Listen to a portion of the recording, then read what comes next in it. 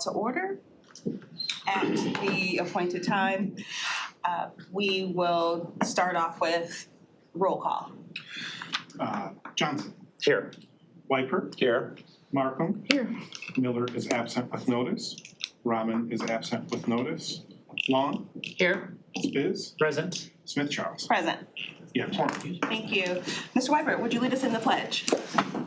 I pledge allegiance to the flag of the United States of America and to the republic for which it stands, one nation, under God, indivisible, with liberty and justice for all. Thank you all. Are there any corrections to the minutes of the previous meeting? I'll move to approve the minutes from April 12th, 2023. Support. Thank you for that. And any discussion? Seeing none, go ahead and prompt the vote.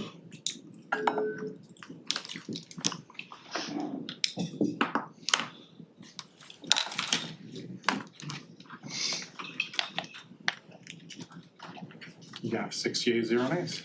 Thank you. That motion carries. Takes us to the approval of the agenda, item 5. Are there any changes or corrections? I'll move it. Moved by Long, supported by Spiz. Is there any amendment to the agenda or changes? It's probably worth mentioning that if you got a paper copy, that E is not on the agenda anymore. So it is That's fair. regular agenda 10 through D. Okay, so E is, okay. Thank you. And with that, let's go ahead and prompt the vote.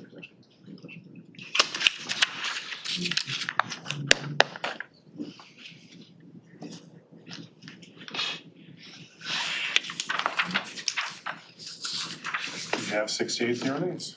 Thank you. That motion carries. Takes us to item 6, which is public comment.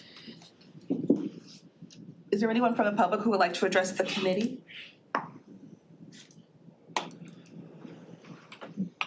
Seeing none, I will go ahead and close public comment. Takes us to item 7 on our agenda, which is communications. We have the Water Resource Commissioner and team coming to report out on the Water Affordability Project, ARPA accounting. And we welcome you to head up to the front of the room. I was gonna say, I know I saw Kelsey at some point. And now we don't have to say, bring that mic up to you because it's me now, yeah? But definitely introduce yourself, title and all, with just for the record. Sure, thank you for having us here today. Kelsey Cook, WRC Manager and Chief Legal Officer. Hi, good morning. Sarah Rubino, WRC Government Policy Attorney. We have our whole crew over here with Commissioner Nash as well, so. Nice, and because, you know, it's the rubber meets the road, could we just get their names too, to honor what you do? Jim Nash, Water Resource Commissioner. Steve Korth, Chief Manager. Ann Barr, Chief Deputy. Amy Plouffe, Chief Engineer. Zach Erb, Civil Engineer 2. Demar Bias, Water Affordability Coordinator. Yes, and I can vouch that these are a hard-working group of people who think a lot more about water and sewage and things like that than probably most of us. So looking forward to this update, and the floor is yours. Thank you very much. So last June, we were before the Board of Commissioners and we were awarded $240,000 to continue our efforts on our water affordability work. Not too long ago, we presented to this committee about our affordability final report and some of the initiatives that we're still working on. It's a continuous effort, as we talked about last time. So the $240,000 that was awarded to us last year, we've spent about $140,000 of that so far, and it's gone to WRC Labor, and it's covered our costs to continue to work towards water affordability efforts across Oakland County. The ARPA funding for this work is really important because our time is allocated, to the communities that we serve, and so this was a way to continue affordability work without having that cost be allocated out to the communities that we're working to support. So the reporting that I've provided to the committee today goes through the second quarter of this fiscal year. And it shows that we're doing a good job at spending the money. And I just have some details from all the different staff who've worked on this and just kind of a summary of the work that we've accomplished so far. So we're doing a lot of community outreach. We're continuing to advocate for our Oakland County residents to get enrolled in the Great Lakes Water Authority's residential water assistance program that's now income-based, which is really helping a lot of people. We're advocating for our communities to get enrolled and partnered with OLSHA for the low-income household water assistance program, which is federal funds to help pay down arrearages up to $1,500 per household. And we've developed our WRC hardship assistance program as well that we're looking for seed funding money from, but it's all set up and ready to go with United Way for Southeast Michigan. And so that's a lot of the work that we've done as well with the funding that we've received so far. Thank you. Questions from the floor? Does someone have their hand raised in the app before I call on regular humans? Mr. Whitebeard, after you. Are you getting the word out to like senior centers and, community-based need and United Way, and if somebody calls, they get the word? Yes, absolutely. So Damar Bias, and if you want to come up to the table, Damar, you're more than welcome. He's our affordability coordinator, so he's out in the communities all the time. The United Way has been a great partner with the RAP program as well, and so we're planning some town halls, but Damar even went to, I think, a senior center event in Royal Oak Township recently, and so we're really working to connect with all Oakland County communities, even ones that we don't serve directly and do their billing for in Oakland County. Countywide, we have a marketing communications outreach plan that's under development and we're beginning to implement as well. So Damar, do you want to add anything? As she's indicated, you don't want to interrupt seniors in their bingo. So it was a bingo event, but I handled the first 20 minutes prior to the bingo starting and gave them information about the programming. Just spoke with friends of Royal Oak Township yesterday, and they want to do another event. So we're just looking for a spacing and a date, and we'll be going out to do additional town halls in Royal Oak Township. City of Pontiac is ready and set to go, so we'll be doing that as well. Okay. And then just follow up, I said that there's a whole list, is this still a current list of who's not signed up? I mean, there's more than a dozen communities that haven't signed up. Unfortunately, Yeah. unfortunately, it costs them nothing to sign up. It's just the resources. We're trying to remove the stigma behind it. It's the stigma attached to those communities, as well as some people are hesitant to apply for resources because of the stigma. So that's why we're constantly trying to be in the community and let them understand that when you need help, we understand and it's here and available. Thank you. Thank you. Related to that, I have recently urged both Rochester and Rochester Hills. So am I. And okay, good. So the mayor of Rochester at least has confirmed that he would like to participate, Okay. so Thank you. good. We definitely appreciate that. Yeah. And there's no horn tooting or anything, but I like to say that last week, having attended the WRC affordability meetings, which sometimes I used to look at like, why am I on this again? But certainly understanding with Royal Oak Township component, I was sitting there and I'm like, I wonder why more commissioners are on here. And I foolishly forgot that this was pretty much Pontiac Royal Oak Township specific, but then you went on and mentioned about those affordability programs, Damar, and how there's communities who have not signed up to participate. So I like to think that we want to be your advocates in the community, and as much information as we can have to support that in terms of advocating. We're in the Kroger or at the Home Depot when other members of our community are there. So this is great because now I can say to my city council and to our city administration, what's up? So I appreciate that. Was there any more thoughts or comments or we can receive and file this? Mrs. Markham? Yeah, thank you.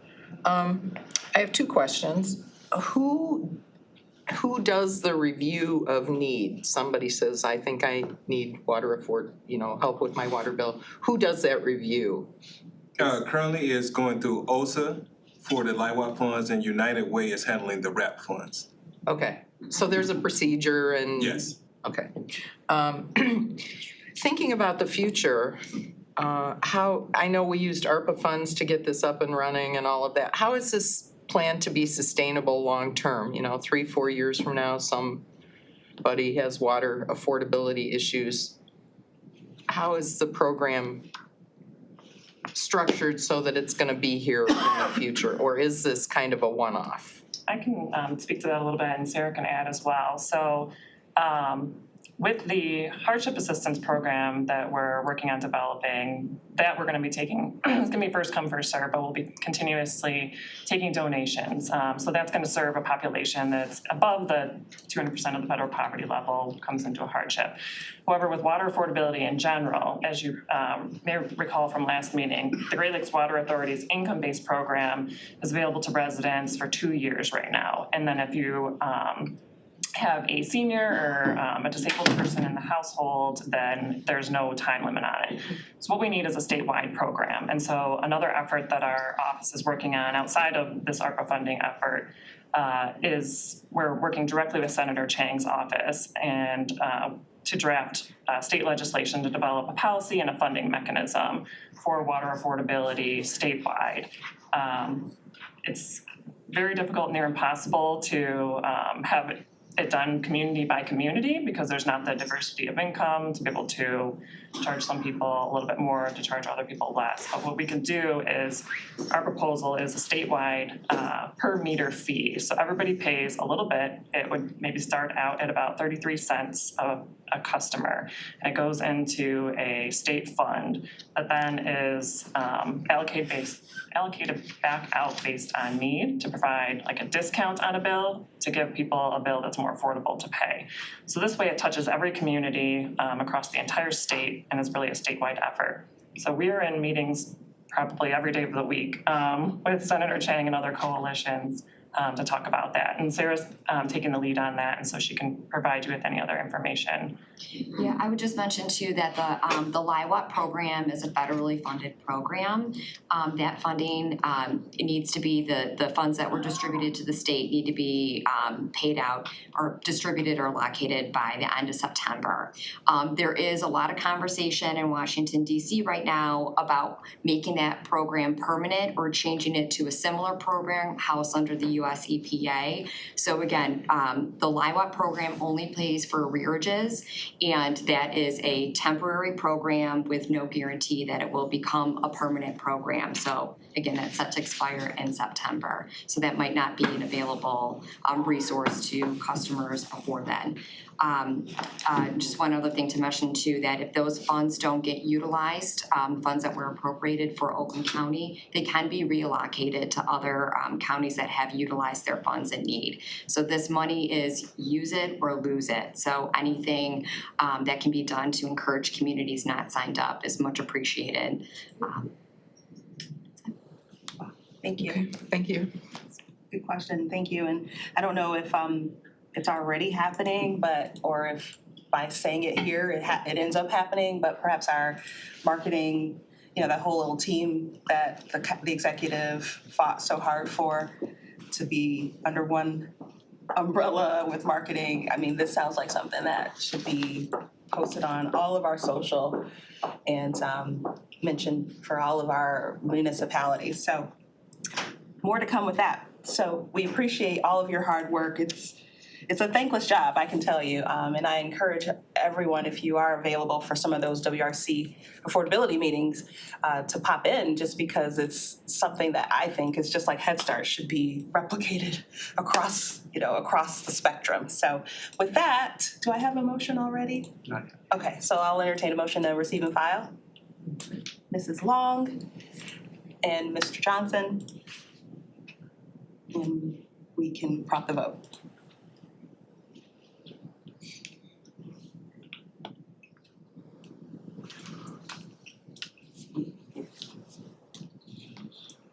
Oh, that was a yes.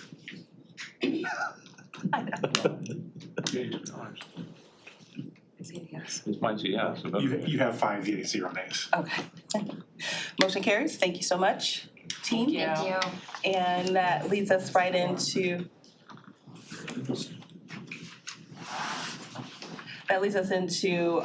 some more exciting presentations. In this case, a presentation. Before that was a filing of a report. Our Emergency Management and Homeland Security team. And we have here with us It's not opening fast enough for me to be cool about the names here, so I'll have you introduce yourselves. And I think we are good to go. Thank you. Good morning, Tom Hardesty, the Director of Emergency Management, Homeland Security Department, and Rob Seeley, the Chief of Emergency Management for Brooklyn County. thank you for the invite here. I know the Emergency Management Division doesn't normally come in front of this committee, so we appreciate the opportunity to share a little bit of information about what we do. So we'll just take a few minutes to do that and talk about our. Is it clicking for you? If not, just go ahead and tell me next slide when you need to, and I'll navigate for you. Go ahead. So one of the things that many aren't aware of is why we're here. State law, Act 390, actually mandates that every county have a designated emergency manager. So in our case, Executive Coulter has appointed me as the emergency manager for Oakland County, and that's kind of the basis of where this division comes from. So our our basic role, our department is not responders. We're not police, fire. We are the group that helps support all that. So we'll just take a few minutes to talk about how that happens. And really it happens with planning, organizing, equipping, training, exercising, and evaluating. Those are the things that we're working with many times behind the scenes. Go ahead to the next one. So planning is our first one. Some of the things, major things that we're involved in, one is a hazard mitigation plan. Actually, we're going through the process with the board right now of accepting a grant from the state of Michigan to update our hazard mitigation plan. FEMA requires that the county have an updated hazard mitigation plan every 5 years. And that really is looking at trying to evaluate what hazards do we worry about here in Oakland County, and what would we do if we had all the money we wanted to try to address those? And that's not done just with our office. We will work with all 62 communities, school districts, other major county departments such as Water Resources, Road Commission, to try and evaluate what those hazards might be in the county, and what would communities, if they had the funds, what would they want to address? So that's important for that to be in that plan for several reasons. One, it makes eligible for grant money if it becomes available to address those issues. And also it could become important post-disaster, again, to get funds to address those hazards. Our office also maintains hazardous materials emergency response planning, typically called SARA Title III. Certain chemicals that businesses have on their sites, if they have a type of chemical or an amount of chemical, they're required to maintain a plan with the local fire department on how spills would be addressed there. So we maintain those, make sure they keep those updated. And then one of the big ones, the emergency response plan. That's our all hazards plan, trying to at least having an outline for what might happen out there. This kind of sets the stage for what agencies would be involved in different types of incidents and what their basic role would be. Identifies who's going to be primary. For example, during the pandemic, the health department is the lead agency and we're supporting. During a hazmat spill, it's the fire department who's the lead agency. During an active assailant incident, it's law enforcement that's the lead. So we have outlines for these plans so that we kind of have a little bit of a playbook going in, and then we adjust to the individual situation as it goes. One thing that has come up quite a bit lately is train. You know, do we have a specific plan for a railway incident? What we have is a plan for a hazardous material spill. Whether that means it's a semi going down I-75 that's carrying chlorine gas, or it's a train car carrying chlorine gas, we have a plan for dealing with and how the hazmat teams would deal with that hazardous material spill. So is it specific just for a train? No. Again, regardless of where or how that chemical spill happens, we want to be able to address it. So the next one. So organizing, I mentioned that, we talk about our EOC activation. Really that is, our role is to try to help organize when it's a response that's going to be large or greater than a community might be able to handle. So we're looking to help coordinate those resources and manage where they're going. Again, we have Oakland County, we have multiple cities, villages, and townships, police departments, fire departments, regional, state, and federal agencies, volunteer agencies, hospitals, EMS, all these things. So our role is to help coordinate those responses. And so now what we're doing is we build relationships with all of these groups. We're doing things with them so we know who each other are. And then we encourage these different groups to work together. Several years ago, a couple of large water main breaks that had a significant impact on more than 300,000 people in the county. Well, what grew out of that is Great Lakes Water was fixing one of those mains, and those planning meetings were then happening before the repair happened and for what-if situations if something happened during that. So really, a lot of things have grown out of that. The next one, please. Equipping. Our office handles Homeland Security grants. Hazmat response vehicles, there are 4 of those with both the fire groups around the county, command center, air monitoring equipment, text search and rescue communications. The one round item on the bottom right there that you see, that's a training tool for train cars. It was purchased several years ago for our hazmat teams to use as a training tool for dealing with rail car incidents. So they've had that in place for several years now, and other supplies. The next one, please. I mentioned training. Every community, including the county, has adopted a resolution a number of years ago that says their first responders will maintain a basic level of incident management training. Our office helps provide that, as well as Emergency Operations Center training, OKOC, which is a software we use to manage incidents, FEMA training for FEMA, active assailant training. Funds through our office have provided for about 3,500 officers over the last 9 years, all across Oakland County, to be trained together, agencies together, on the exact same active assailant training. So we certainly hope those incidents don't happen, but when they do, like it did happen in Oxford, staff from all over the county have all been trained in the same system. You could get 4 officers from 4 different agencies that will arrive at an incident at the same time. And there's a high likelihood that they've all been trained in the exact same system. And that helps for seamless, quick response to come together. We also have things that we think about after, damage assessment, debris management, those type of things. We bring those training to community so that they're ready to recover from disasters. The next one, please. Exercise and evaluation. We can put plans together, but you have to practice them to be ready for things. So one of the things we do is host and help put together tabletop exercises, functional and full-scale exercises. We have done railway incidents. We did one in 2016. We already had one on the books planned for 2025 because we do have a rail yard very close to here. So we have and will continue to plan for these type of incidents and work to bring groups together. Just yesterday, we were working with Macomb County and the Ilitch Group for Pine Knob, Meadowbrook, Freedom Hill, doing a large tabletop exercises with those that we do every year to plan for incidents at those venues. We did a complex coordinated terrorist attack process through the FEMA in Emmitsburg, Maryland a number of years ago. And I mentioned earlier a all hazards approach.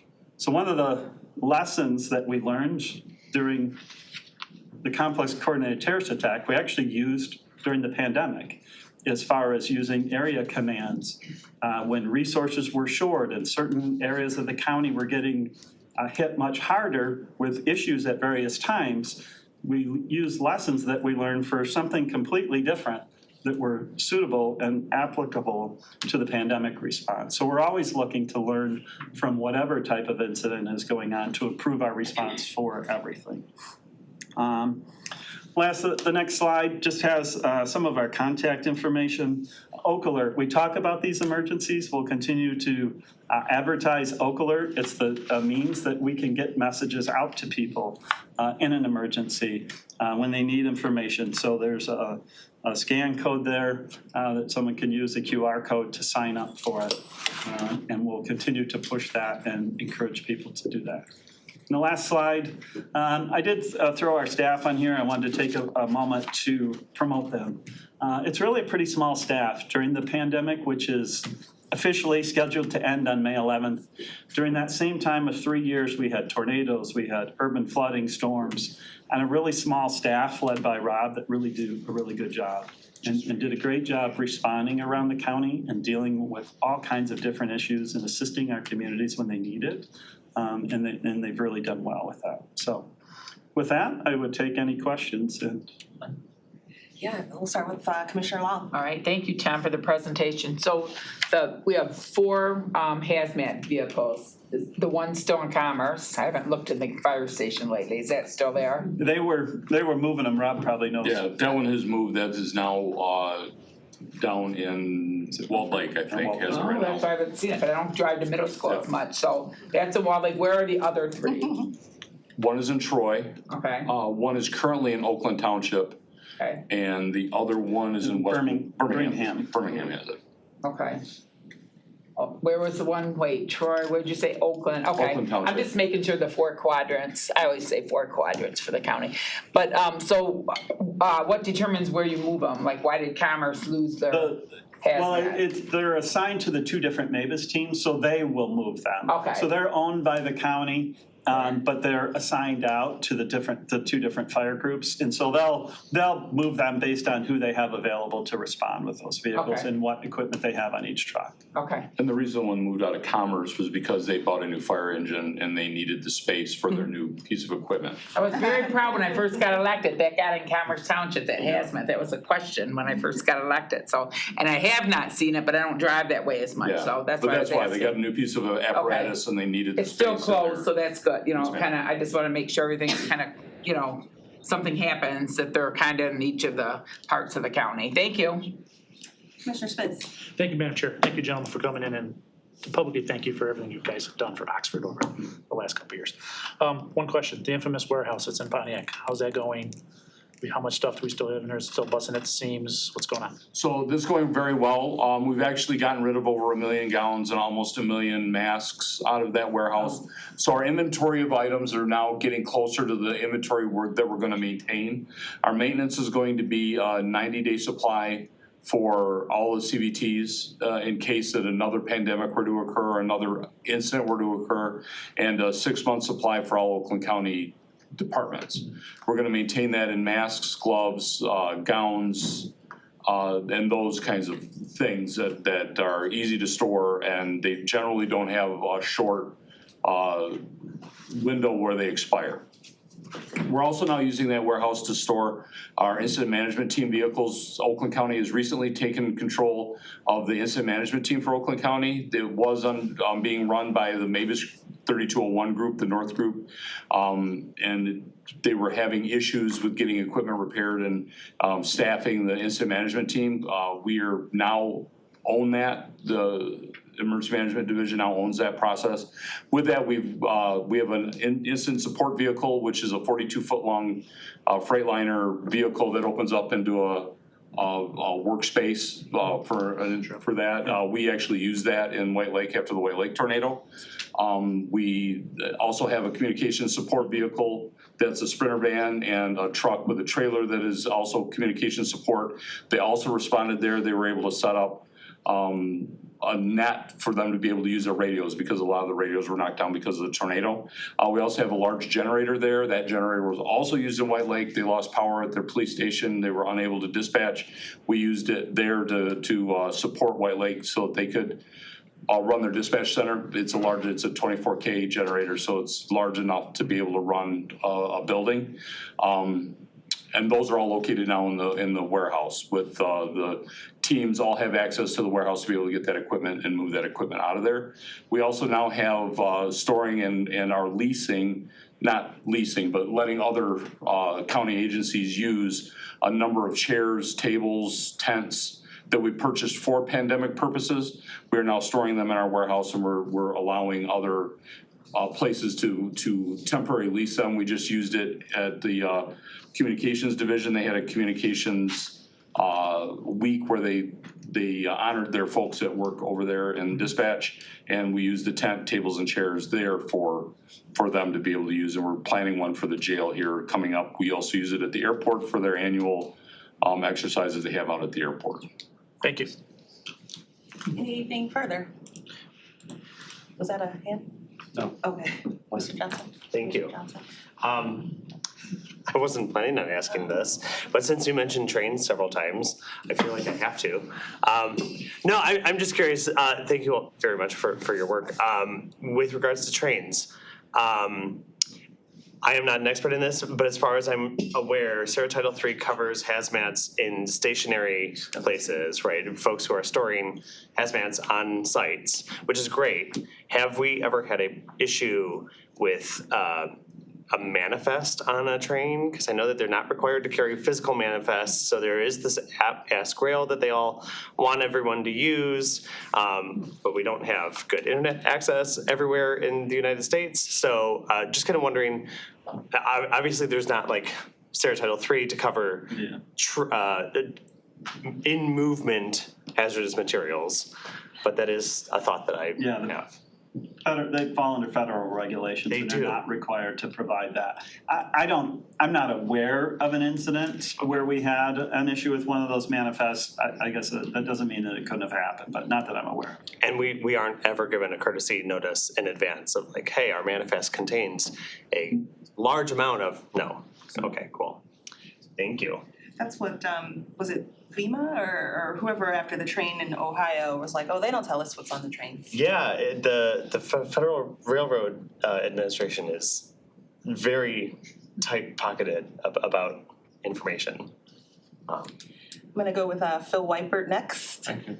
So on the warehousing and lessons learned, then how are we picking how much to store? You said 90 days and 6 months.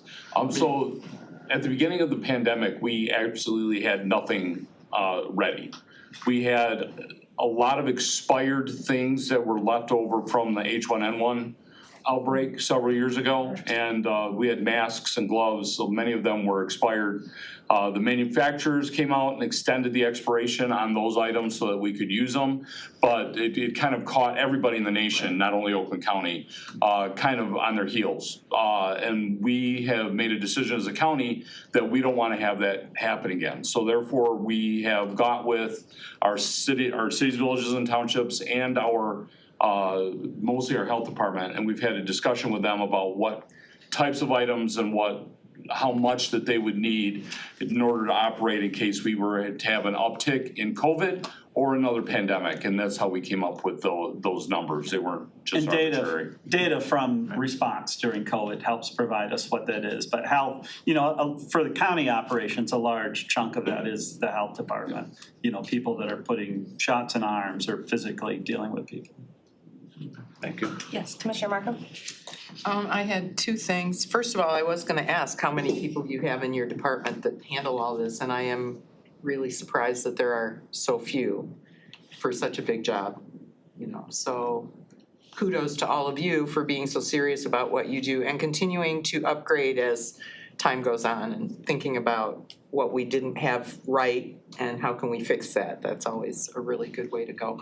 And I'm happy to see that. And I forgot what my second question was, so I will. Yeah, well, I definitely feel like we're in good hands as a county, especially after hearing this. And to your point, sometimes when you all come and report during the hearings, the budget hearings, it's so much information, and it's like drinking through a fire hose, and we probably knew that you only had like 11 people. Well, and frankly, we've received great support both before and during the pandemic from the board and from the executive administration that has allowed us to provide equipment and tools and things to get the job done. So it's, it doesn't happen independently. If we don't have the resources that we need to get things done, we wouldn't get that much accomplished. So we certainly appreciate the support that we've gotten. Well, thank you both, Tom and Rob, for everything that you do and your team. And I will entertain a motion to receive and file this presentation. Mr. Spiz, supported by Commissioner Johnson. And we'll go ahead and prompt the vote. Thank you. Thank you. Yeah, thanks. Thanks, gentlemen. Yeah, 6 yeas and 0 nays. Thank you. Question, I'll call you. That motion carries. Takes us to item 8B, which is the Boil Water Advisory presentation. And that will consist of, I know Amy is coming up, and are you coming up? Zach, thank you. And the presentation deck has 2 slides less than the last guy, so thank you. And again, please just notify me when you need a slide moved. Oh, okay. Thank you very much. Thank you. All right. Well, thank you for having us here this morning. My name is Amy Poof. I'm the Chief Engineer for the Water Resources Commissioner's Office. I'm Zach Earp. I'm a civil engineer too, and I work in water systems under Amy. So we're here this morning. We work as part of the Oakland County Water Resources Commissioners team, and we're here to talk about boil water advisories and drinking water systems. Okay, so Oakland County residents get their drinking water from different sources. The Great Lakes Water Authority provides treated surface water to the area that's shown on the map in the hatched area. And then the area that's white or yellow, those folks get their drinking water from groundwater wells. It can be individual wells that serve a private home.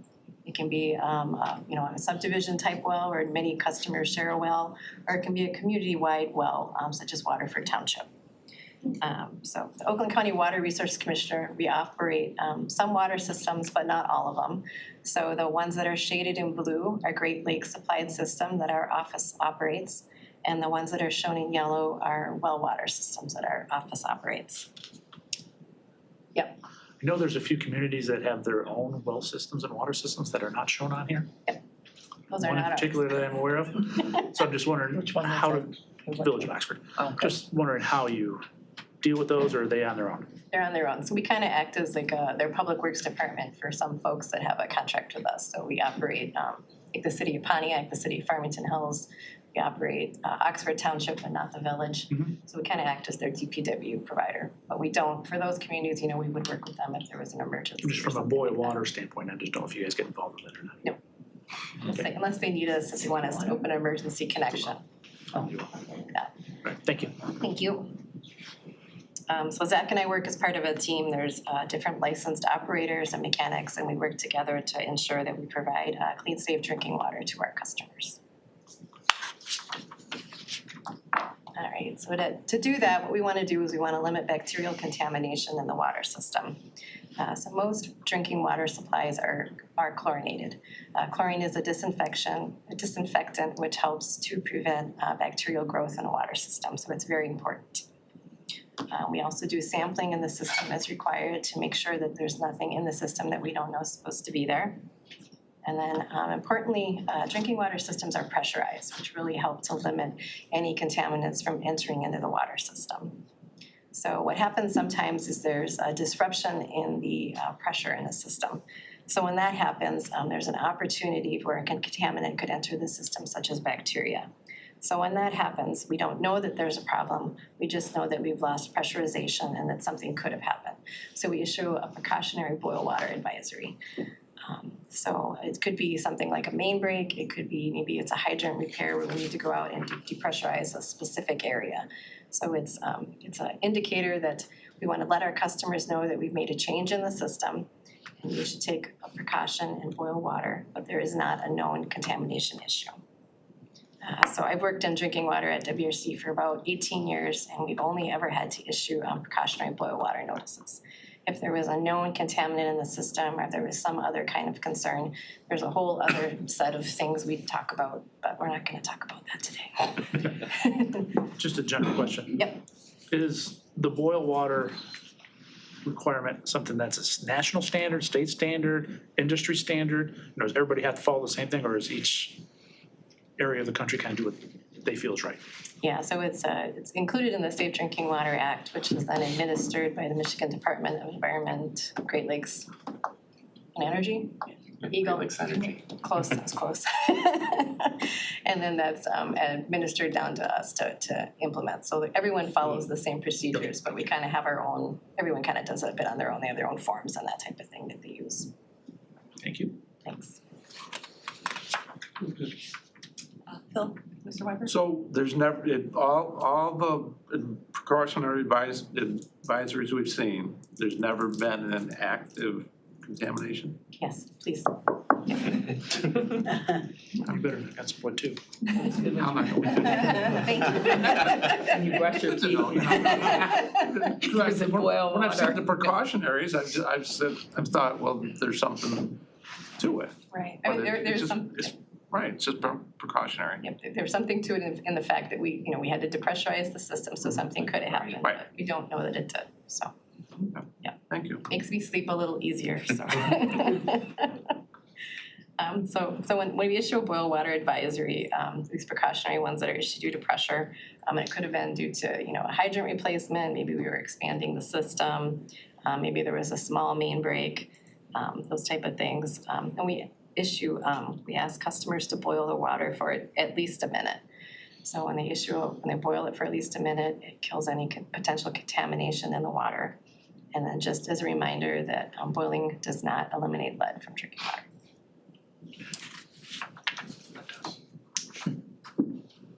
So the goal when we have a boil water advisory is to notify all the impacted customers. Typically, these are very small. Most of them are things you would never hear about. It's a hydrant replacement. We have to isolate a specific area in the system. We go door to door. We hand deliver notices to customers. We let them know when we're going to do the work. We let them know what's happening. There's contact information on there. And then we go door to door. We sample. We complete the work. And then we'll go back and we'll terminate the notices in the same way. If it's a large break, like when we talked about the 14-mile break, so it's a big break, entire communities have to boil their water, we can't go door to door. So then we'll rely on our partners with the media to help us get that message out. And when we had the recent breaks, the Homeland Security team was very, very helpful, the health department and others. We just really appreciate all the help that we got throughout those because that was a big, big effort. Yeah, so this is an example of what boil water notices look like. It's an 8.5 piece 11 by sheet of paper. We post them right on people's doors. They hand delivered to each address. It's got real basic information. Boil the water for 1 minute. It's got our contact information in there so that we can help folks with any customers. And then they're translated in Spanish on the opposite side of the paper. Good question. Only two languages, just only Spanish then? Sorry? Oh, based on the diversity of our county, a little surprised that it's only Spanish. Because I know some communities have. Hindi. Yeah. We have a lot of Indians too. Arabic, so the customers we've worked with, that was what they told us they wanted, so if our communities want something else, we work with a translator and we'll get it in different languages. When we do our consumer confidence reports, I think it's Farmington Hills that has us translated into another language and that's available on our website, so. Okay, so you've done it for other communities. Yep, we've done Great, it thank you. if it's requested, yep. Commissioner Johnson? No, it was the same question. Okay. Oh, wow, synergy. All right, next slide, I guess. Yep, next one, please. And then this is an example of a termination notice, so very similar to the notification we hand delivered to customers. And just let folks know that the boil water notice has ended and you can go back to using your water as normal. If it's a large scale one where we need to work with the media, then we work with them again to terminate it on the radio or the app. And just while you're on this stuff, on the two notices, this is your form of notice. Is the other communities that are not going through you, are we following the same format? So if people have moved around the county or moved from different states or follow a similar format? A similar format, Okay. yeah. And each operator has, the responsibility for issuing that, so that, they would be responsible for doing that. Would you coordinate so that the notices are the same kind of content, same format or no? I guess ours are available if anyone wants to use them. So Okay. Cause it seems like there should be a common. Yeah, there's requirements that everybody, I'm sure uses. There's requirements of information, but format is. Not national, but something. Yeah. Information is required. Right. Thank you. Thank Or just- yeah, the format should be.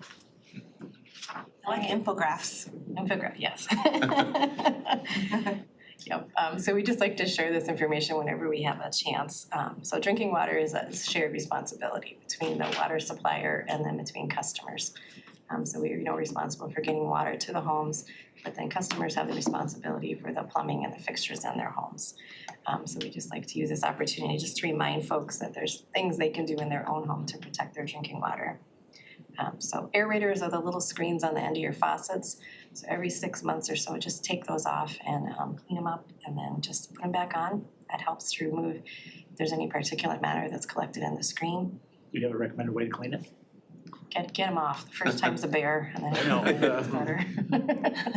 Yeah, so I wanna know if all you water resources people do that, change your little things every 6 months. Raise your hand. Come on. On the same day. Jim says more often than that. October with your smoke detectors. And the part at the bottom where it says drink and cook with cold water, I didn't always know that. Like, I'm glad I married up because my spouse was like, you should let the cold water, cook the pasta in the cold water, whole thing. So, great information. And again, it's probably one of my favorite elected roles ever is being on this county board because it really feels like we are the linchpin to society, like actually existing and thriving. So, so this is great. And I don't see any more hands raised. And I think this is your final slide. It is. So, I was the recipient of some Facebook posts and tagging back when Royal Oak Township, it was a cold, wintry day, and they were like, they're cutting our water off, what's going on? And I was like, I don't know. So I think if this is not outside of the scope, as long as the WRC and the executive, everybody's okay with that. I mean, I just would like a little heads up as the commissioner for these communities when that happens, because we typically do hear from the community and then we're like, oh, I don't know anything about it. So, I mean, and maybe you didn't know I was Royal Oak Township because I'm new to that community. But yeah, that would be a nice little. Yeah, we have notification groups for each community and we can certainly add commissioners covering those communities to those. When it happens, we're gonna be out there making the repair, doing what we can. Because I'll pass out some needed. of those flyers under the 200. Right. I thought that was amazing that you hand deliver these letters. And so, Commissioner Johnson, get out there and pass out a few.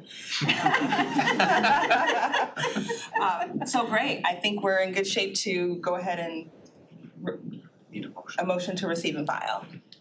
Commissioner Johnson, Commissioner Long, and we can prompt the vote.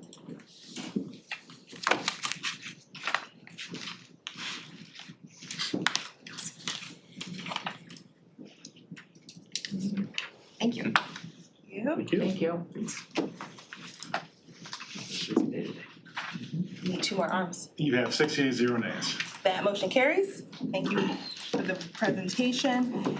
And that takes us right on into item 9 on the agenda, which is the consent agenda. It has A through H on there, mostly to do with tri-party roads. I'll move it. Thank you. Moved by I was gonna say Madam Markham. Sounds good. Supported by Commissioner Whiteford. And unless there's any conversation about it, we can prompt the vote.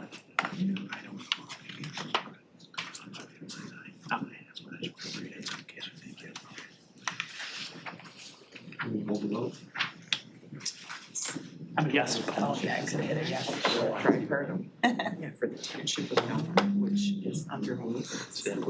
You have 6 yeas and 0 nays. 6 yeas, 0 nays. That motion carries. Great. Takes us to item number 10 on the agenda, which is our regular agenda. We'll start with Facilities Management County Leased Vehicle Program Annual Report. That's item A. And I'll move it. Moved by Whiteford and supported by Mr. Spitz. And it looks like Todd Bergel. welcome. Good morning, nice to see everybody again. Todd Burkle, Manager of Support Services. Before you have our annual report to the board on the vehicle fleet, and I thought I would just go over a few bullet points with you on the fleet itself. As mentioned in the report, all the vehicles, the 900 vehicles, are either approved via a resolution that went before the Board of Commissioners or as part of the annual budget process. So we don't just add vehicles without board approval. 900? Annually, we send out a vehicle justification form to the departments for every vehicle in the fleet. They review their fleets. The driver of the vehicle signs the form. That form outlines the terms and conditions of vehicle usage, as well as in the form there's justification why they actually need the vehicle, and if there's any special equipment, and whether the vehicle is a take-home daily vehicle, what we call an overnight vehicle, or an overnight floating vehicle that goes home not on a regular basis, just on a floating basis. Like I mentioned, one of the things that's very important is it does list the terms and conditions of the usage of the vehicle, such as they're not to alter any equipment on the vehicle, like the county decal itself or the numbers on the vehicle. Our major task in vehicle operations is to be sustainable and reduce carbon emissions. And we're doing this in a couple of different ways right now. In addition to having our KPIs in place, we're starting the purchase of electric and hybrid vehicles. Presently, we have 5 electric vehicles in the fleet and 2 hybrid vehicles. We have 2 more hybrid vehicles on order.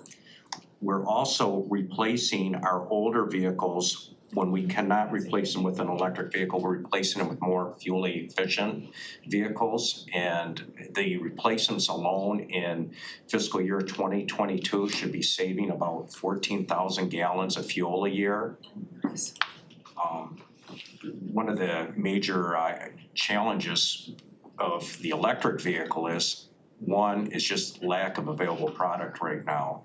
And this year, just in general, I think I mentioned at the last meeting, it's been horrible for the fleet business as far as getting product or new product launches. It's just unbelievable. Hopefully next year we're gonna see an improvement. And then the other thing is actually getting charging stations in place for the vehicles. The facilities team is doing studies of the sites to look to see where and what size chargers can be put in place. As mentioned, WRC has vehicles all over the county. I think you have like 15 water contracts and 17 sewer contracts, and there's 12 sheriff substations. So a lot of our vehicles don't come back here in the evening, so we need to look to have charging at those sites. The other thing towards our sustainability is actually, this might sound just as a real simple step, we have a vehicle alignment machine now. We're performing alignments on our vehicles on a regular basis.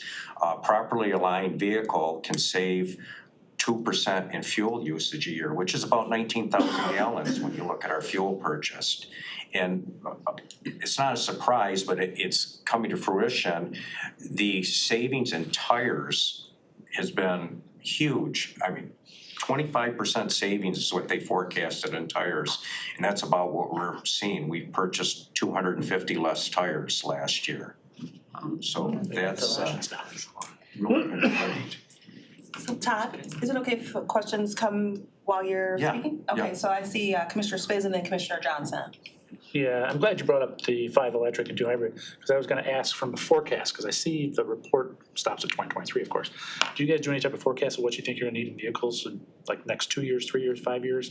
And what potentially could be a transition plan? Because not all these vehicles you can put into electric for certain reasons, but some you can. So is there a strategy, a plan? Because it goes along with capital requests too, how much money are we gonna have to spend on some of these? Have you guys looked at that, or are you in process of that? Is it We're in the process of doing that right now. We do have a 5-year capital plan, and the nice thing about the plan that we put in the budget is they're just kind of placeholders per se as far as dollar amounts. And if, like we would put a truck or a passenger car in the plan. Well, the passenger car can be an electric vehicle. I have a feeling that might want to comment on that too. Well, I was just gonna add to that, as I'm sure you probably understand that we are developing a long-term plan for all 900 plus of our vehicles, but it's very fluid, right? Based on some of the things that Todd said, just availability and technology is changing so quickly, right? Like one of the challenges we're having right now that Todd mentioned was, a large portion of our fleet are sheriff's office vehicles, which are pursuit vehicles, and there's nothing like pursuit rated that's available for us right now. So, but what we are doing is we're putting together a list of all 900 vehicles, taking a look at what their use is, and if there's a potential now to move that vehicle to an EV, and if not, when. But as you can imagine, we're having to make a lot of guesses, like, based on how old this vehicle is, can it be repurposed somewhere else and then replace that with an electric vehicle, making the assumption that there will be an electric vehicle replacement for this available maybe 2 years from now based on what we're hearing. Yeah, that's kind of all I'm looking for, is just a plan, or a plan. I understand it's gonna be fluid, 5-year plans are always fluid. It's gonna change, especially now here, so just glad to hear you're working on it to see what this plan's gonna be. And also, I would expect that to have some kind of fluctuation in number. You're at 900 now, is it gonna go up, is it gonna go down? Is it gonna stay stagnant over the next 5 years? Kind of idea. Cause you got some 2011s in there. I see, my friend Jim Dunleavy at the Parks is overnighting a 2011 Chevy. So could be getting grandfathered soon enough.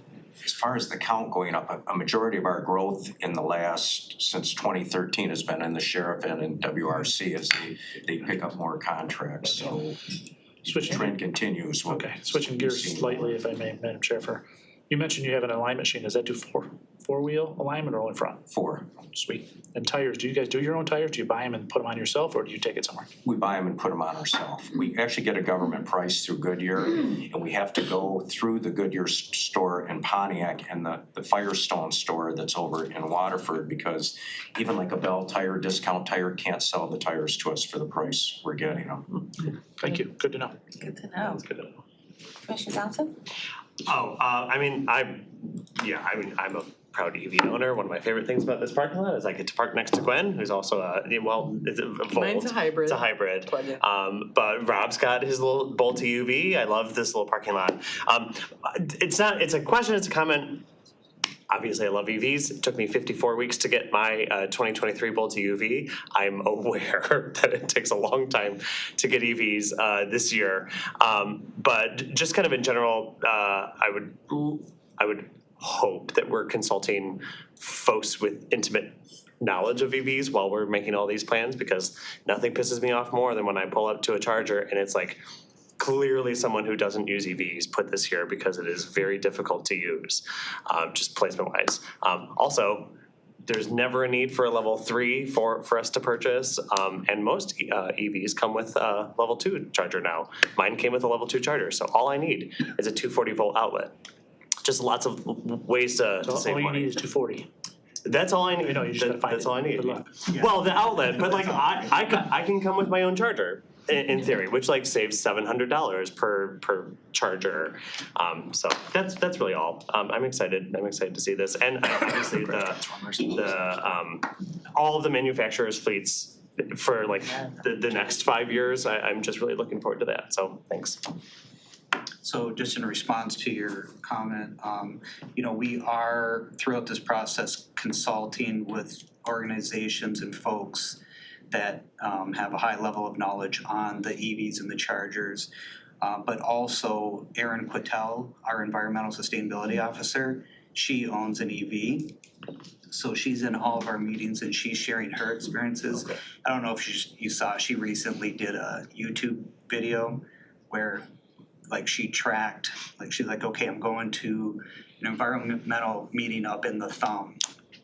And she just tracked the whole process of stopping charging and that, so her input has been invaluable for our planning, yeah.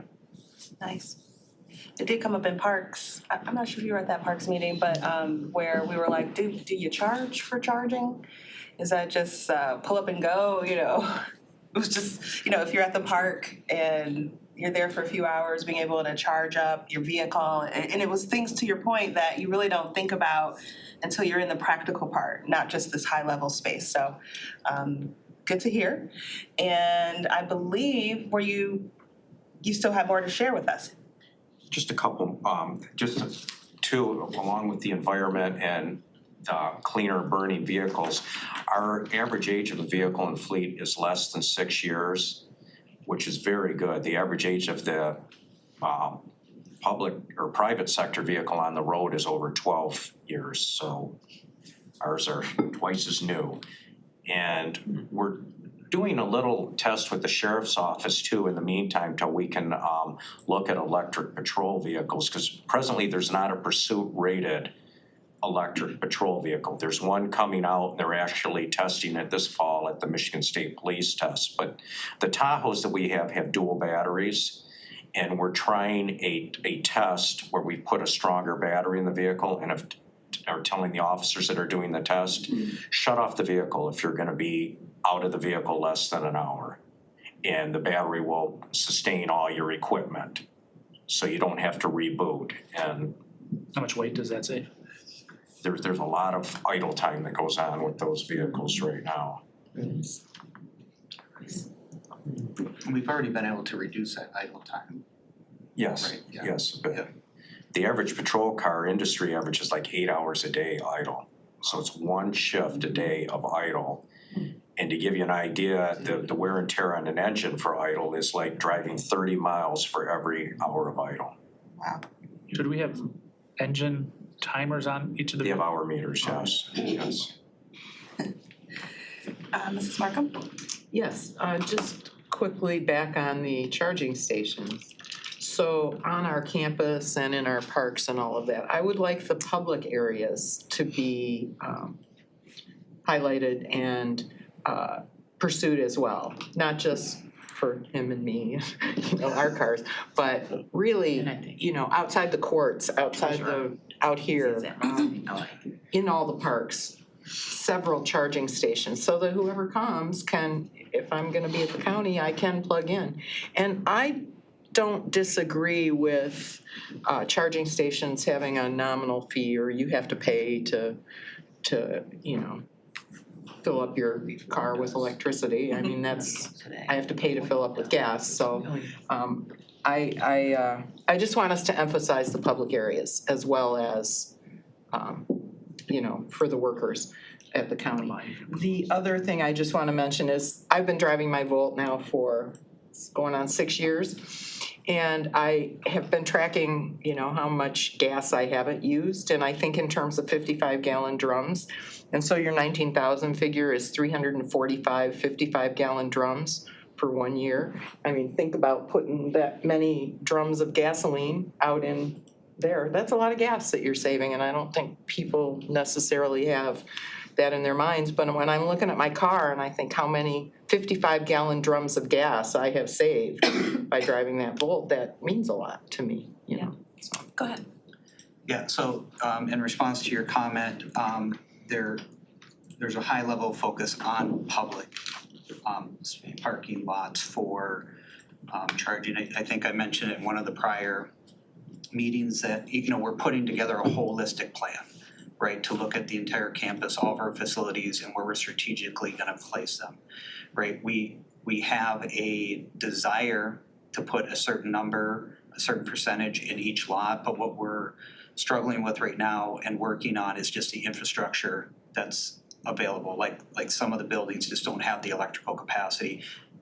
In some instances, like we're talking to DTE and our electrical engineers, do we even have the capacity coming to our campus to do what we want to do with full electrification in buildings and then provide all these charging stations? So we're trying to prioritize where those charging stations are going to go, and of course the public is a priority. Now, I know we do have plans to put a couple of stations in here, but just so you're aware, as I'm sure you can imagine, I think this is what you're alluding to too, is, you know, is it fair and are we gonna get some backlash from the public if we're providing charging stations for just the employees and not for the public? And then as far as charging, the technology that we're looking at will you know, allow us to do one or the other. You know, if it's decided by whomever that, you know, in the beginning, we don't charge, but then as, you know, as time goes on and we're starting to feel the impact cost-wise and it becomes more mainstream and it's just the natural thing for people to pay for electricity like they do gas, then we can easily just flip a switch and now we can charge for that service. That's good. Okay. And to add to that, several of the grants that are out there, one of the requirements is that they're public accessible.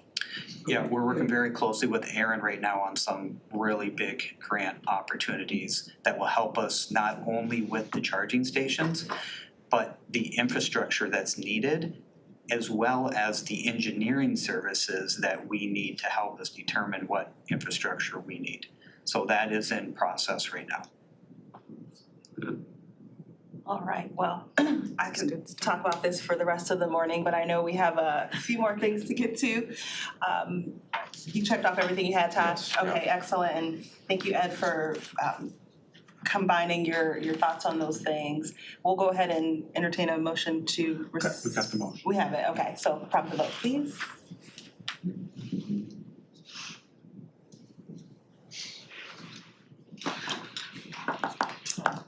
It's good stuff. A lot of progress since we started talking about this a couple of years ago. Motion carries, thank you. Thank you.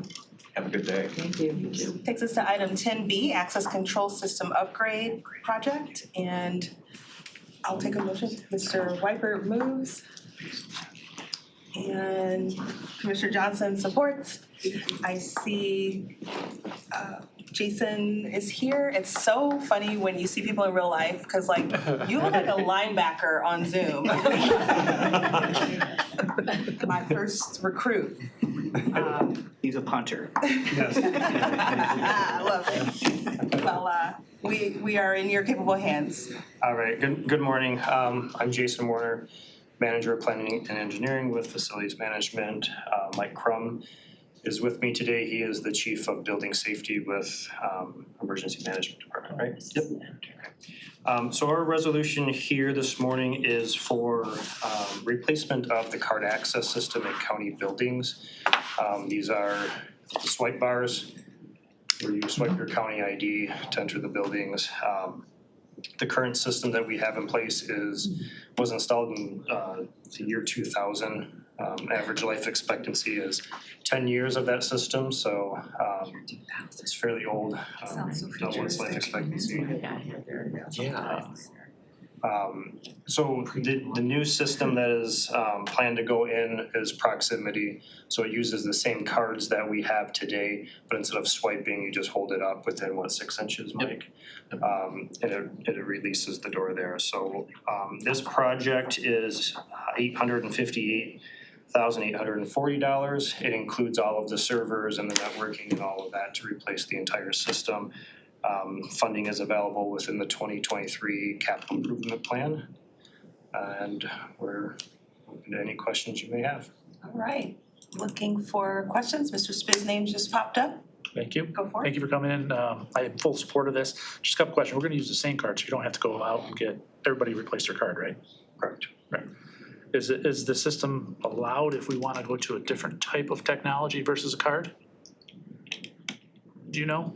Cause I know there's other technology where you don't need a card, you just gotta, I can put something in my pocket and walk in and it opens up by itself. Yeah, so there's a few different ways we can do it, and the card is one, or some have the puck that goes in the car that you can use for the gate. So they'll do all the same technology. We're actually looking at the readers that will use even additional like cell phone or some other technologies, so. All right, I just wanna make sure they're upgradable, cause I know technology in this area changes so quickly. Something new can come out tomorrow and we're ready to be 10 years behind before we put it in.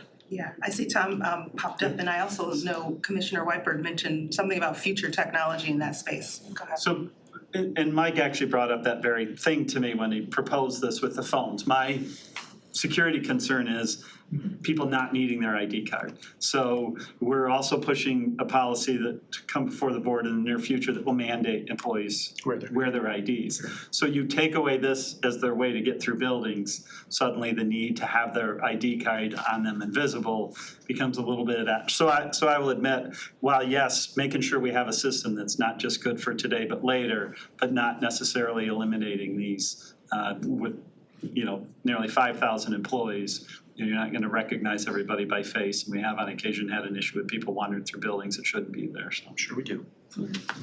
Thank you for that. Lanyards, we need lanyards. Anything further for Jason and, I'm sorry, Mike, Jason and Mike? Easy name to remember.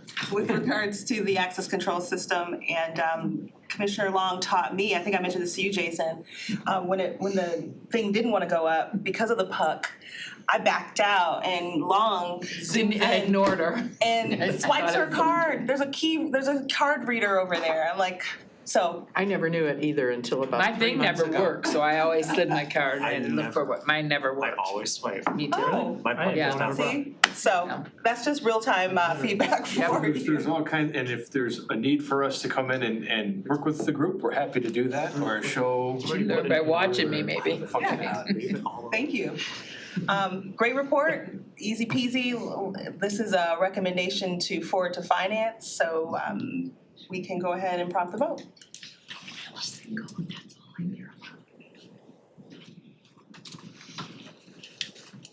There's no best two. We gotta run new wires for the new sensors or no? You don't have to run new wires. I wonder. Yes, not for the current year. Because we could. You have 6 yeas and 0 nays. Great, that motion carries. Thank you for that portion of the agenda. It takes us to Access Control System Upgrade Project, which is item B under regular agenda. And Jason, I know you are here too. We just did B. We did B. We're on C. Now we're on C. Roof restraints, which I hope we all get a demonstration of. You go first. More than you want. Ladder right Yes, item C, outside. pardon me, fiscal year 2023 roof restraint safety systems projects. 10C, take a motion. Madam Marco, I don't know what it is. And Commissioner Spiz. Magician. All right. Over to you. All right, good morning again. So this is another project that is in the 2023 capital plan. This is to add fall restraint systems to county buildings. This is something over the last few years that we've started to do. We've worked pretty closely with risk management. And there are OSHA requirements on how to safely work on roofs, not going towards the leading edge, of the roof without those systems in place. So this project will add the systems. It's mostly a cable system. We did this last year with a couple roof replacements too, where there's stanchions placed in the roof and there's a cable that goes around the perimeter. All of our maintenance staff and contractors who need to work on roofs have been fitted and have harnesses with lanyards that will attach to these systems. That way they can go up, do their preventative maintenance repairs, filter changes on the HVAC equipment up there, and they can do it safely. With the 2023 project, the total cost is $623,924. And this will cover the majority of the jail, specifically the areas where the maintenance staff has to access frequently. A couple fixed ladders at Public Works building, some work here at the courthouse, the auditorium here, the west wing, then also includes the patrol services building and the Little Oaks building. The next ED&I meeting, we have a resolution that will come before you to replace the roofs on there. So we've planned this system along with the roof replacement project. So it was in this line item in the CIP, so it's a little bit ahead of the roofs. All right. Happy to answer any questions on that. Yes, I see Mr. Spiz. Yep, you answered one of my questions. My other question is more of a general question, which Ed may have to answer. I brought this up before, it's the contingency price, or percentage, I should say. This one's what, 20%? And I think on the next one, we're gonna look at the 20 and another 15. What's the set contingency number that we're using, or does it really just depend on the project? Because A lot of it depends on the project. So you're seeing now in some of our estimates that we are adding that inflationary contingency just due to market concerns. This project, we have a 20% general construction contingency only because the vendor that we have under contract here, they're doing all the design work. They've already come out and done all the analysis of it. So it's basically kind of like a turnkey solution where we're not relying on multiple different contractors or vendors. And because they've given us those prices and it's their system, we don't expect that level of inflation that we may see on other products. Thank you. Awesome. I think that was the only name I saw. Any other questions? All right, we can go ahead and prompt the vote on the fiscal year 2023 roof restraint safety systems project.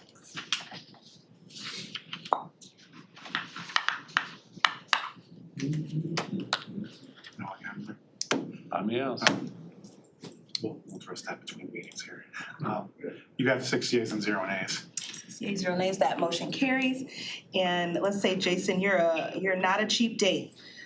Looks like about 1.5 or so million dollars, give or take a few hundred thousand there. So, but we appreciate what you are putting forth and doing for us, so thank you.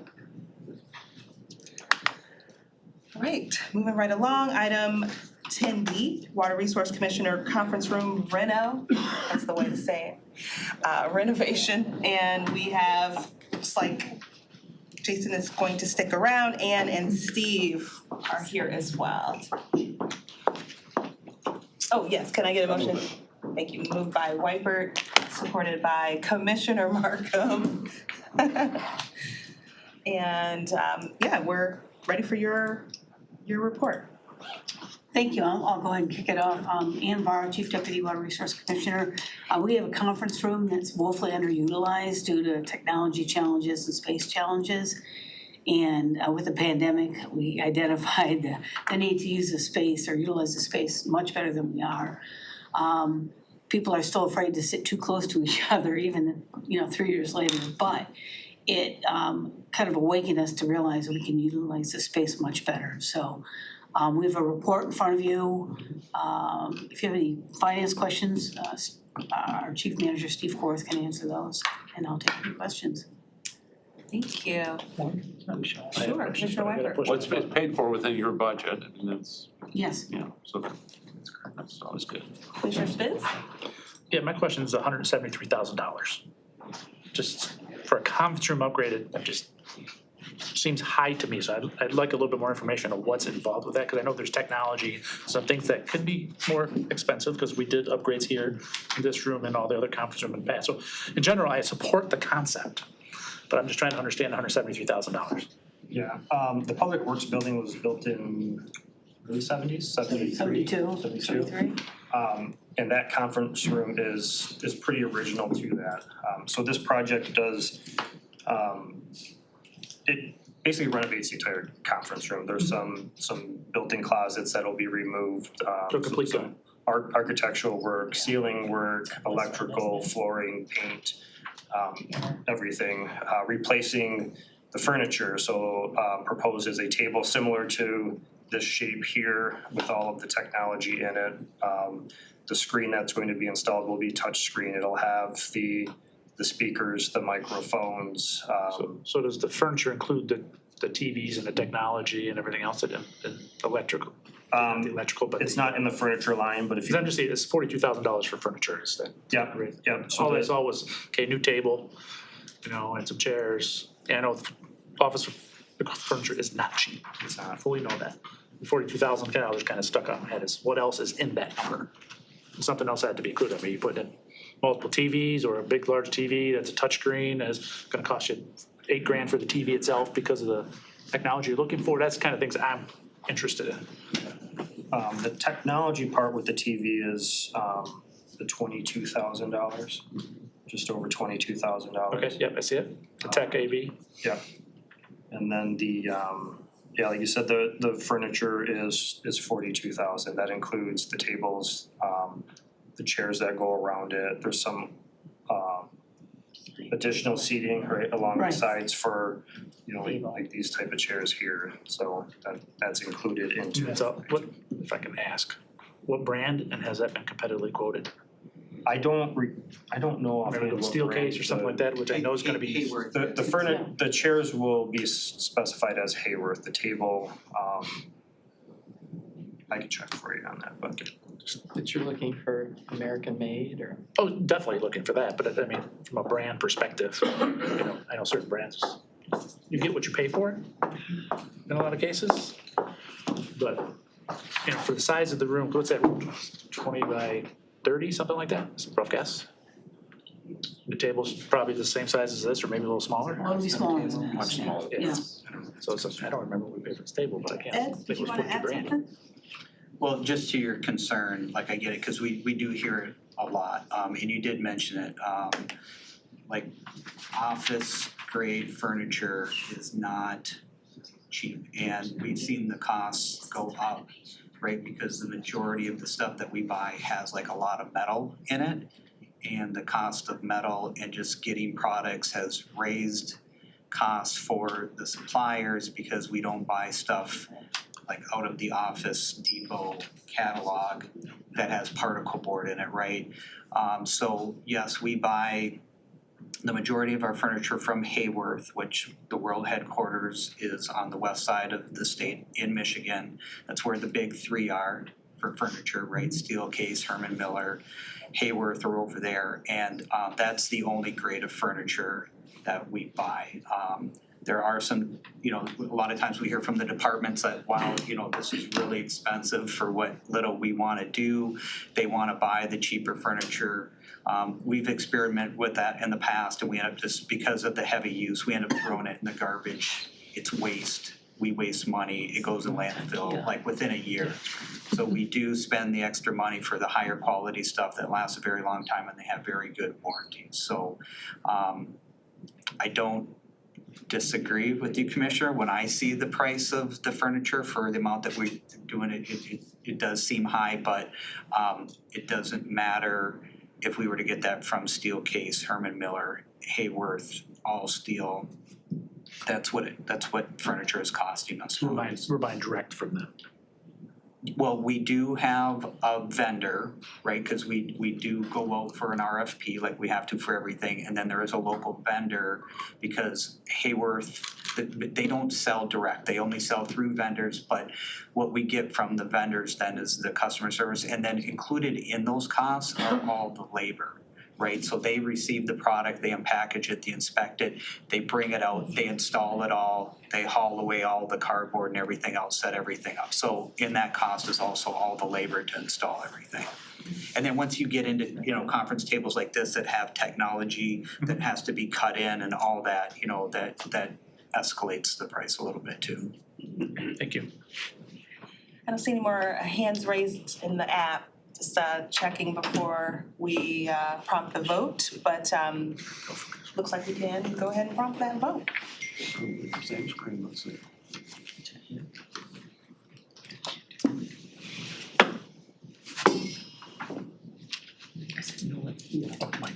Yes.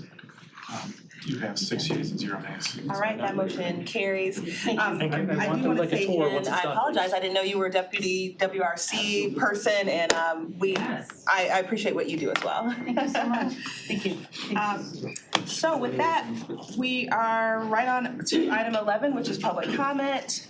If anyone would like to address this committee, now's the time. Anyone? No, seeing no folks for public comment, I'll go ahead and close that portion. And is there any other business or such to come before this committee?